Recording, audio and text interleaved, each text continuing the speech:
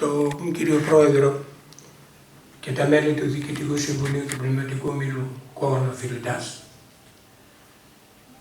και ευχαριστώ και όλους εσάς με την παρουσία σας. Σεβασμιότατε, κυρίες, δεσποινίδες, κύριοι, φίλες και φίλοι της ΚΟ. Για την ομιλία αυτή πάλεψα πολύ με τον εαυτό μου εάν θα έπρεπε να είμαι εγώ ο ομιλητής. Συγγενική δεσμή αίματος, σκέφτηκα πάρα πολύ εάν θα έπρεπε, επαναλαμβάνω, να είμαι εγώ απόψε ο ομιλητής. Δυστυχώς, όπως θέλετε πέστε το, η επέτειος δεν έπρεπε να περάσει απαρατήρητος. 100 χρόνια από την ίδρυση του τυπογραφείου, Οκτώβριος του 1915, Οκτώβριος 2015, ακριβώς 100 χρόνια προσφοράς στο νησί μας, στον τόπο μας, του πρώτου τυπογράφου. Θα προσπαθήσω να είμαι πάρα πολύ σύντομος.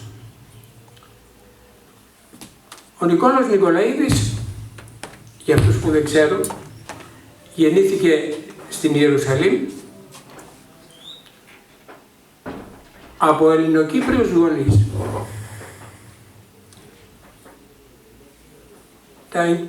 Τα εγκύκλια γράμματα τα πέρασε στην Ιερουσαλήμ. Εκείνο που ξέρω και εκείνο που μου προκύπτει είναι ότι γνώριζε επίσης πάρα πολύ καλά την Αραβική, διότι έφυγε αρκετά μεγάλος από εκεί και ήταν και τυπογράφος του τυπογραφείου του Πατριαρχείου Ιερουσαλήμ. Γιος του Ιωάννου Νικολαίδη και της Ορθοδοξίας, το γένος Χαραλάμπους Παπαδοπούλου. Δεν θα ασχοληθώ περισσότερο για την προσφορά του στον κοακό λαό δια του τυπογραφείου. Χωρίζω σε 4 περιόδους την προσφορά αυτή. Πρώτη περίοδος 1915-1923. Προσωρινή Ιταλική κατοχή της Δωδεκανήσου. Εκτυπώνονται ημερολόγια, έντυπα εμβατικίων της Ιεράς Μητροπόλεως ΚΟ, διαφημίσεις καταστημάτων, ξενοδοχείων, φαρμακείων, εστιατορίων, εκδόσεις ιστορικών βιβλίων, συνέκδημο Ορθοδόξου Χριστιανού, ποιητικές συλλογές, φέιβολα ανεράνων, επισκεπτήρια επισήμων μελών της ελληνικής Ορθόδοξης κοινότητας ΚΟ, κόων επιστημόνων αλλά και απλών κόων Ελλήνων πολιτών, υποδείγματα για εκτύπωση από το τυπογραφείο Νικολαίδη πιστοποιητικών ελευθερογαμίας και διαζυγίων της Ιεράς Μητροπόλεως, τίτλοι σπουδών δημοτικών σχολείων πόλεως και χωρίων και για πρώτη φορά στα κοακά χρονικά έγινε εκτύπωση του πρώτου προσκλητηρίου γάμου στις 7 Δεκεμβρίου του 1919, εκτύπωση αγγελιών κηδείας, ενώ το 1918 εκτυπώνεται μόνο στα Ιταλικά ο υγειονομικός κανονισμός του Δήμου ΚΟ. Η δευτέρα περίοδος αρχίζει με την υπογραφή της συνθήκης της Λοζάνης.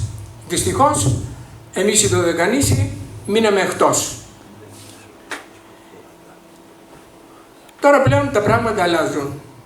Έχουμε τη μόνιμη παρουσία της Ιταλίας, δεν είναι όπως ήταν πρώτα προσωρινή Ιταλική κατοχή, και δυστυχώς και καταστρεπτικό σεισμό στις 23 Απριλίου του 1933.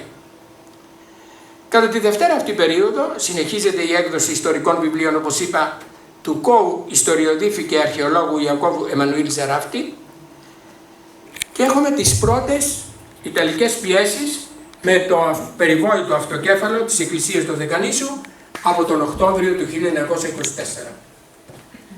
Σχολικοί μαθητικοί έλεγχοι γυμνασίων εκδίδονται υποχρεωτικά στην Ιταλική και ελληνική γλώσσα. Ληξιαρχικές πράξεις γεννήσεως, πρώτα στην Ιταλική και δίπλα ακριβώς στην ίδια σελίδα στην ελληνική. Πράξεις θανάτου, το ίδιο, πρώτα στην Ιταλική, δίπλα στην ίδια σελίδα στην ελληνική. Στην επίσημη αλληλογραφία της ελληνικής ορθόδοξης κοινότητας διαγράφεται η λέξη ελληνική και θα παραμείνουν μόνο οι λέξεις κομμούνα, ορθοδόσα, δικόο. Δηλαδή ορθόδοξη, κοινότης, κο, ετζέο, όπως το έλεγαν αυτοί. Πιστοποιητικά γεννήσεως, βαφτίσεως, το ίδιο. Ελληνικά, ιταλικά. Καταστάσεις ανακεφαλαιώσεων, γεννήσεων, θανάτων, ιταλικά, ελληνικά. Καρτέλες οικογενειακών καταστάσεων με όλα τα ατομικά στοιχεία όλων των μελών κάθε οικογένειας. Σας υπενθυμίζω ότι από το 22 και μετά είχαμε την περίφημη πορεία προς τη Ρώμη των φασιστών, Ντεμπόνο, Μουσολίνι, Ντεβέκη και κάποιος άλλος, δεν το θυμάμαι αυτή τη στιγμή. Στοιχεία λοιπόν όλων των μελών κάθε οικογένειας και διεύθυνση μόνιμης κατοικίας από το 39 μόνο στα Ιταλικά. Το τυπογραφείο ελάμβανε και έκανε παντός είδους τυπογραφικές εργασίες. Τρίτη περίοδος, 34-46. Κατά την τρίτη περίοδο όλα τα έγγραφα, επίσημα και μη επίσημα, εξακολουθούν να εκτυπώνονται στα Ιταλικά και μετά την κατάληψη της ΚΟ από τους Γερμανούς στις 3 Οκτωβρίου του 1943.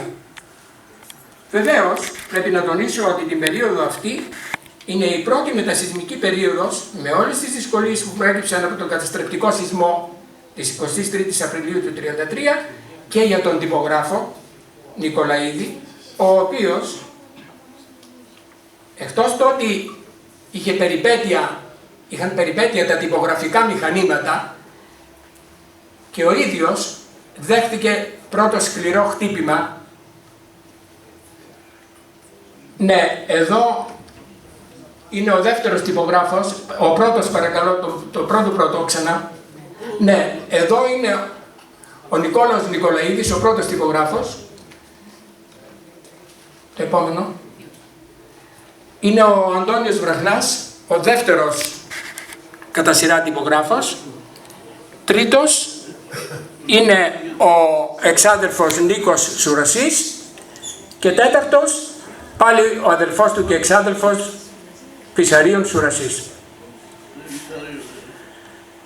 Οι Ιταλοί δυστυχώς, είπα ότι ο Νικολαίδης δέχτηκε ένα σκληρό χτύπημα με την απώλεια του γιού του. Στις 5 Σεπτεμβρίου του 1934 πεθαίνει ο μονάκριβος γιος του στην Αθήνα.